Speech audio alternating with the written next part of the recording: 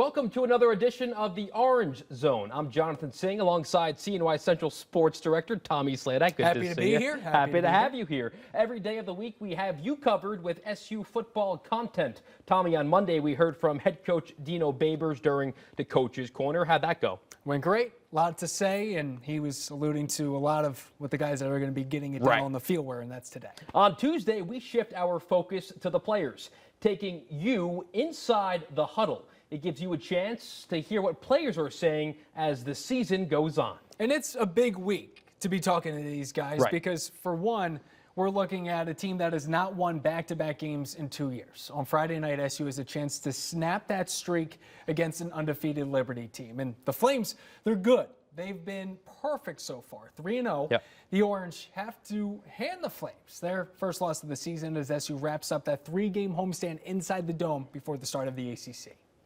I know they're a well-connected team. They're well put together. They know what they want to do, and they know how to do it. So we got to come and do what we do. They're a good team. You know, they got some good D linemen, linebackers, and their DBs are good. So we definitely got a game plan, and hopefully we can execute this weekend. Well, Tommy, it's a rematch of last year. Liberty came into the Carrier Dome, and they beat Syracuse. Wasn't pretty, a 38-21 loss to Liberty. And Liberty went on to finish their season almost perfect. They were 10-1, and they also won a bowl game. Now, the players we spoke to tell us this one is personal on Friday. They say losing to a non-conference team in back-to-back years is not an option, especially on home field. Approaching it the same, preparation the same.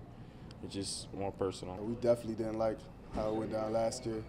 We plan on sending a message of how we didn't like how it went down last year. Last year we felt like we got embarrassed out there, so it's a different type of week. We're trying to come back and show them that last year was a fluke. And one of the biggest questions and biggest topics going into this one, John, is how exactly Syracuse is going to stop Liberty quarterback Malik Willis. He's the dude. He's the real deal. A projected first-round pick, arguably the #1 quarterback that will be taken in this year's draft. Yes. And they didn't tell us because they don't want to give us the game plan, but we do know that Willis is a legit dual-threat quarterback and someone that they've been thinking about a lot. He can beat you with his right arm. He can beat you with both his legs. And one of the biggest things, John, which you'll hear them say, is that he doesn't run like a quarterback. He's not going. He runs like a running back. And trying to slide. Right. And so they said with scout team, they've been getting ready with that. They're making sure that they know this guy's not going to go down. He's going to try to pick up those few extra yards. Tommy, he's a non-traditional quarterback. It's fun to watch. Very interesting. It is. And the Orange say they're looking forward to this challenge, a big test for an SU defense that has performed really well so far. He's a real good runner, I feel like. He's not just trying to get down, trying to slide. He's trying to fight for those extra yards, I feel like. Obviously, his ability to run the ball, he can move around the pocket very well, make something happen with his feet. So I feel like we got to contain him this week. Do you enjoy going up against a guy that's getting a lot of hype? Does that fuel you? Yeah, a little bit. But we treat everybody the same, but it is like you asking about him, so yeah. You want to shut him down? Yeah. Now, Tommy, it would have been great if we heard from both of the Syracuse quarterbacks. The team said that both Tommy DeVito and Garrett Schrader were not available for media availability today. But we do look forward to potentially speaking with both of them next week because those two guys are a big part of this team. And they were really the two, I think, that people had the most questions for today. Yeah, right? For obvious reasons, in that Dino Babers is finally saying that he is picking a starting quarterback for this Liberty game. We've seen a quarterback battle that started back in August in training camp between the two. Schrader, a transfer from Mississippi State, DeVito, the returner, and he said he wanted it to be no gray area. He wanted it black and white, a clear-cut #1. Both guys have played good. They haven't played bad. They haven't played stellar. So we are have been in that gray area, and that's why it's taken so long for him to make this decision here. But I expect to see both of them, regardless of really who ends up being on top here. But we did speak with the best player on the team in terms of that performance last week, and that is SU running back Sean Tucker. He scored 5 touchdowns against Albany. He's the first player in SU history to finish a game with over 100 yards rushing, over 100 yards receiving. Sean's a freshman, technically second-year freshman with that extra year of eligibility, so something to keep in mind. But it is more fun to say that he's a freshman. He is a freshman. With how good he is. And he has the skills of a senior, fast and powerful. He's ready for another big night on Friday. What's it like having chemistry with a quarterback?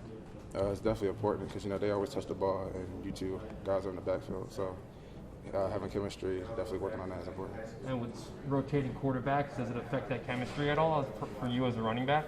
I say no because I get both working. They working with both of the QBs during practice throughout the week. So to me, it doesn't really make a big difference. And before we wrap up inside the huddle, Tommy, I have to ask you your thoughts on this game. Obviously, a big game for both teams as SU wraps up their 3-game homestand inside the Dome before taking on a tough Florida State team next week in Tallahassee. But before we go there, your thoughts on Friday at 8 o'clock.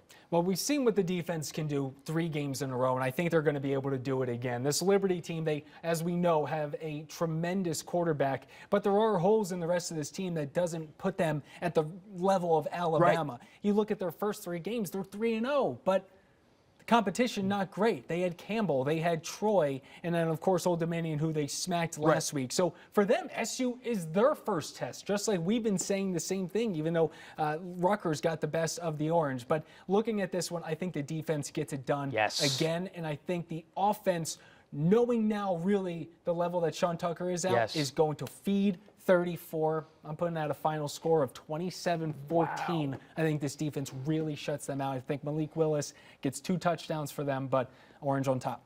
Defense wins championships. Sean Tucker wins games. Hopefully another big game out of Sean Tucker. He got more carries than he did against Rutgers. The more you give Sean the ball, the better he looks like he is. Feed 34, baby. Feed 34. Thank you for watching the Orange Zone. Subscribe to our CNY Central YouTube page for the latest on Syracuse football. We will have you covered every single day. Tommy Sladak, Jonathan Singh, we will see you tomorrow.